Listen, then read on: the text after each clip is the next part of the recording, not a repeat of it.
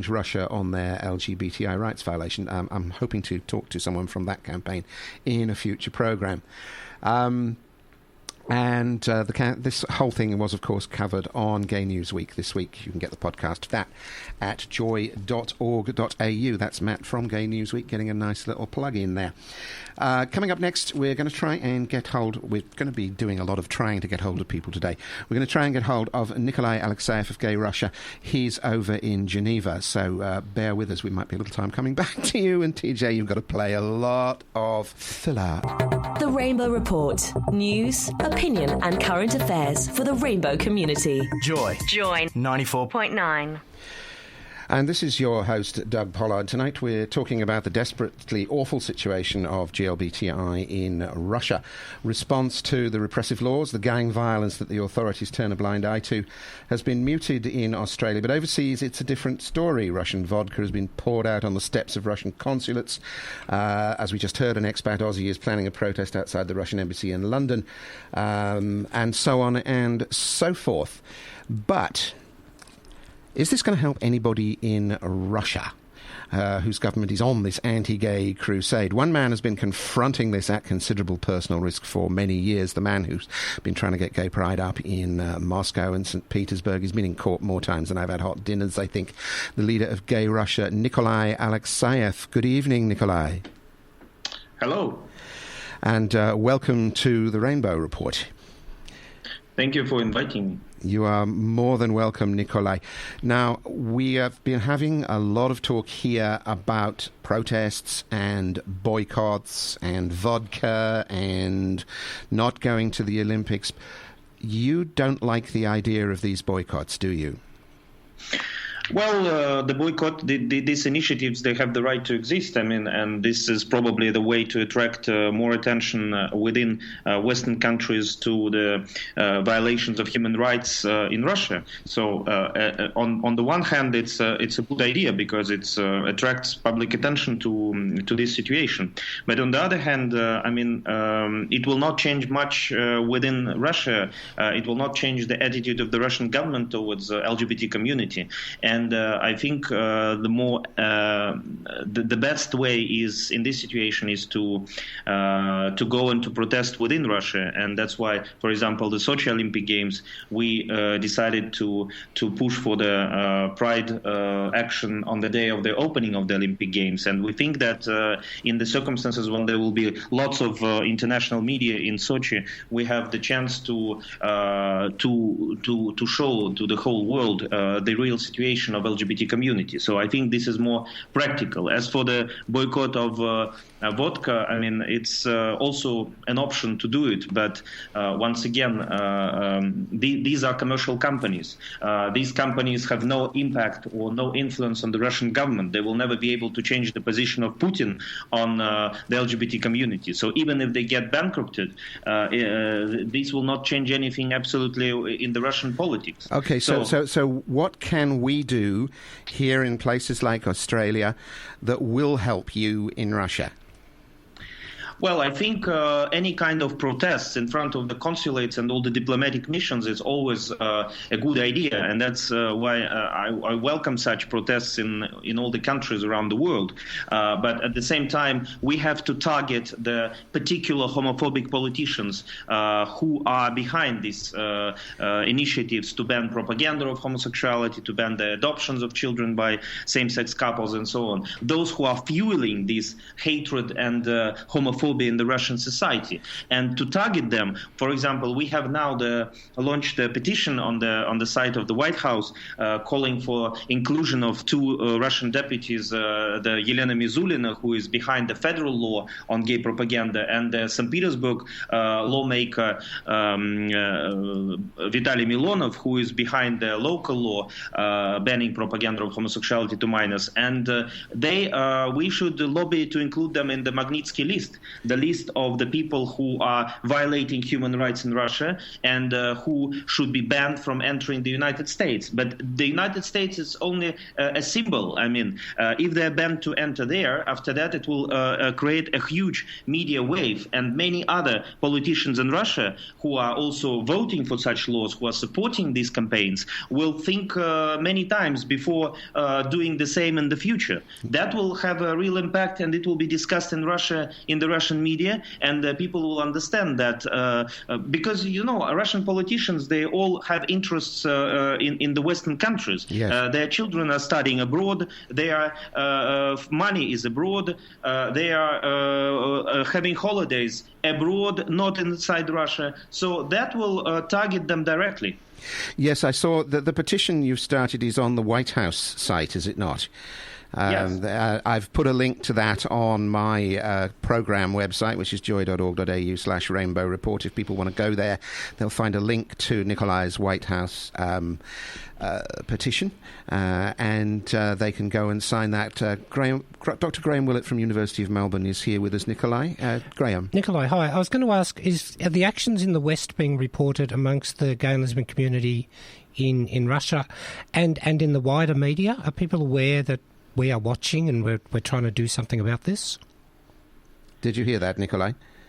You mean in Russia, within Russia? Yes. It's being reported in the Russian media, mostly, of course, the internet media. The people who have access to that, they know about these protests and about what is going on. But of course, it will hardly reach the mainstream media in Russia because they are not interested to report such things. It seems that one of the best sort of reports we're getting over here is actually from Novosti, the actual Russian news agency. They're doing some of the best online reporting. In fact, is that widely read in Russia? Once again, it's a state agency and they are reporting a lot on LGBT issues, but it's not really. They're just an information agency. They are not a real source of information which ordinary Russians will be reading. Right. They have a website, but their main work is the information being provided to other sites and other TV reports and everything. But they're just the primarily source of information, like you would have AP or AAP or whatever. Yeah, I was talking earlier on, Nikolai. I've had a press release today from the Federation of Gay Games and numerous other gay sporting organisations who agree with you that we should not boycott Sochi, and have in fact asked the International Olympic Committee to open and run the Pride House at Sochi, and they're petitioning Jack Rogger to do that. That would be something you would welcome, I think? Yes, sure. I mean, this we can only welcome. We tried to do this Pride House. We tried to register this organization already some time ago and a year ago, and we were denied by the Russian Ministry of Justice. Then the court confirmed the legality of the denial and said that the creation of such a Pride House would lead to the threat to the Russian national security and human rights and the morality of people and the rights of other people. And basically, the only thing that this decision of court was lacking is that this Pride House would lead to the melting of the Arctic ice. Yeah, well, as I say, now that the Federation of Gay Games and numerous other gay sporting organisations are asking the International Olympic Committee themselves to open a Pride House, and they have a statement from Vladimir Putin that the anti-gay laws won't apply during the Olympics to spectators or athletes. So that would seem to open the door for that to happen, wouldn't it? Once again, I'm telling you that the Russian guarantees to the International Olympic Committee have absolutely no legal ground, because according to the Russian legislation and constitution, I mean, the president or the government, the prime minister, have absolutely no power to stop, to suspend a particular law in a particular time or circumstances. This can only be done by parliament. And I'm very doubtful that the parliament will be voting to attract attention to this, just to make exemptions for for the Olympic Games, that the gay propaganda law is not applied there.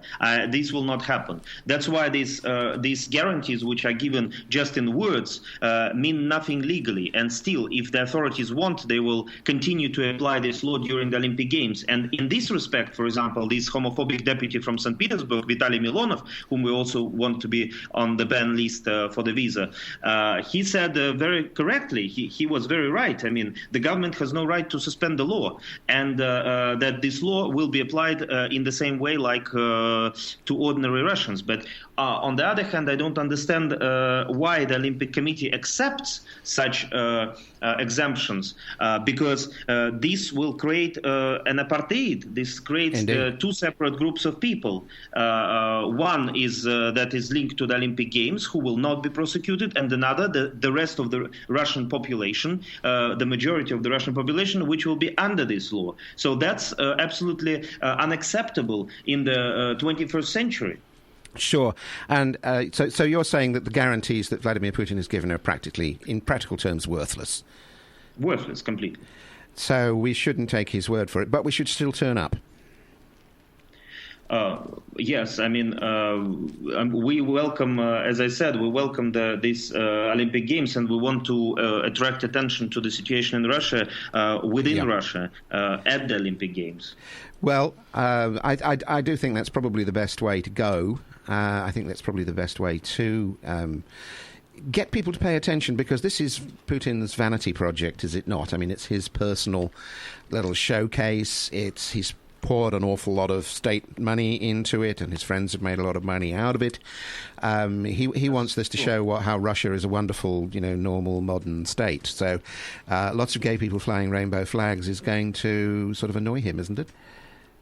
Oh, exactly. I mean, this is, you said it correctly, this is purely the project of the president, and he wants it to be as perfect as possible. And like the same with the Football World Cup, which he got for 2018, these are the pride of him, and he wants to show the world that everything is fine in Russia. And of course, he will do everything to so that this event does not take place. I mean, the Pride event. Mm-hmm. I'm sure that the people they will start to preventively arrest people before the day of the opening of the Olympics, so that they don't reach the city. This is the most. Just imagine, this is the most expensive Olympic Games, Winter Olympic Games in history. It cost something like 10 times more than the last Olympic Games in Vancouver. It's really stratospheric figures, these Olympic Games, and how much of this is stolen. This is another question, but you can guess that probably most of it is stolen. Yes. So the two deputies that you've raised the petition against, that you mentioned earlier on, they have now said they want to prosecute you. What do they want to prosecute you for? They were complaining to the prosecution about my posts in the Twitter account, and they are saying that they were insulting to them and spoiling their reputation. Mm-hmm. And they want me to be charged on the basis of libel and on the basis of insults towards them as state officials. And yesterday I was called to the prosecution department for interrogation. I said that I'm planning to go there when I come back from holidays, and which will be in the middle of August. And they accepted that. And we don't know how the situation will continue, because there is still no precedence in Russia on charging someone criminally for the posts especially in the foreign social networks. So this will be a sort of a pioneer case which will affect everyone, because that's a question of freedom of expression on the internet, and which the Russian authorities want to control more and more, mm-hmm. understanding that the majority of people are moving to the internet from the traditional media. And of course, they know that by next elections, probably in 2018, the internet will have much more power in terms of attracting attention to particular candidates and their campaigns than it is now, for example. example. That's why they're trying to do everything to introduce measures which will allow them to close sites, to prosecute people for freedom of speech, and so on. And this is just a first case where they want to test this approach towards for the future. Okay, well, Nikolai, we're going to have to leave it there. The best of luck with all your efforts. Are you going back to Russia anytime soon to answer this charge? Well, I told them that I'm going to come back after my holidays, which is going to be in the middle of August. And after that, I'm planning to answer their charges. Okay, well, the best of luck with that, Nikolai. Please stay in touch, and any help we can give you, we'll do the best we can. Nikolai Alexeyev, thank you for joining us tonight. Thank you. That was Nikolai Alexeyev there, the leader of GayRussia.com, once more taking up the battle, which is something he's done many, many, many times before. Part of the battle that's going on here is, as we've mentioned earlier, petitions. One of the biggest ones with 250,000 signatures is the one being run by allout.org in the USA. We will be talking to Hayley Conway from All Out in just a moment. Joy 94.9. The Rainbow Report. News, opinion and current affairs for the rainbow community. And this is your host, Doug Pollard, assisted in studio, although it was fairly quiet during that last interview because it's kind of hard when we're Skyping via my iPad for him to talk to two microphones at once. We're talking tonight about Russia, and we just spoke there to Nikolai Alexeyev in Geneva. He's having a holiday from his activism, so he's not in jail at the moment. There have been all sorts of boycotts, protests, petitions, etc. One of the largest ones is being run by allout.org, and Melbourne's own Hayley Conway is one of the petition managers over there in New York, and she joins us on the line now. Good evening, Hayley. Hi, Doug. How are you? I'm really good. So you decamped over to the Big Apple. I have. I'm here at the moment, and I am based between Australia and New York, where All Out's operations are often headquartered. Now, tell us about this petition. What is your petition asking? So this petition is calling for the repeal of Russia's anti-gay laws, and it's been in existence for since the law was passed in Russia at a federal level, and grew out of a campaign around a similar law, the first law to pass in Russia that was in St. Petersburg 2 years ago. Yeah. You've collected, about 250,000 signatures, as I said. It's been a slow build, or has it suddenly taken a big spurt now? It's taken a big spurt certainly now around Sochi, and also when the law was first passed. And this is what we refer to as an evergreen petition, but is absolutely something that we come back to at moments of interest when the world is actually looking most closely at Russia and are saying now is the time to actually take action around this issue. And so this petition has been delivered in different cities around the world and to different government officials, encouraging them to speak out against the anti-gay laws in Russia. Have we had much success getting any politicians to say anything yet? Because they're pretty silent here. Yeah, there's been actually a lot of success, so particularly across Europe and in between the European Union and Russia. There's been a lot of bilateral discussion, and governments in particular are actually looking very strongly and not very favourably at the things that Russia is doing to its citizens. Do you expect it to have much effect, though? I mean, Putin really seems to go pretty much his own way, whatever anybody else says. Yep. I think that's certainly a part of it, but absolutely what we're looking at more is that certainly the International Olympic Committee has influence in Russia, and part of the deal when you are a country hosting an Olympic Games is that you actually need to abide by what the IOC tell you. And so while Putin may or may not be aware enough to take notice of what the entire world is saying about what's happening in Russia, organisations like the International Olympic Committee and various other leaders within Russia and who are influential with Putin certainly do see it as being important. Well, we've just been talking to Nikolai Alexeyev. He's currently in Geneva, but of course he's been in the forefront of fighting for LGBTI rights in Russia for a very long time. He says the best thing we can do is actually go to Russia during the Olympics and make a presence there. But at the same time, he also said that Putin's guarantees to the IOC that the anti-gay laws would be suspended for the athletes and the visitors for the Games was, in legal terms, absolutely worthless. Do you think he would risk arresting tourists? I think tourists have already been arrested in Russia, and you may have seen that there 4 Dutch LGBT activists were in fact arrested in Russia only in July of this year, and they were held for a few days and were finally released under diplomatic responses by the Dutch government. I think that's only the beginning of what could happen and probably what will happen during the Olympics. Yeah, Nikolai was saying that they wouldn't arrest them at the Olympics, they'd arrest them on the way there if they thought that they were going to be gay activists or going to wave rainbow flags or whatever.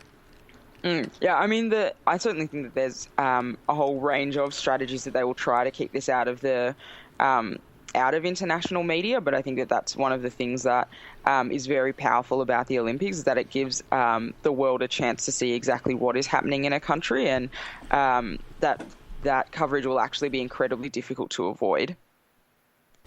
Yeah, it's Dr. Graham Willett is here from the University of Melbourne. He would like to ask you a question too, Graham. Yeah, I was going to ask about the petition. Do you have a sense of where it's being signed? Is it mostly just the West, or is it wider than that, do you think?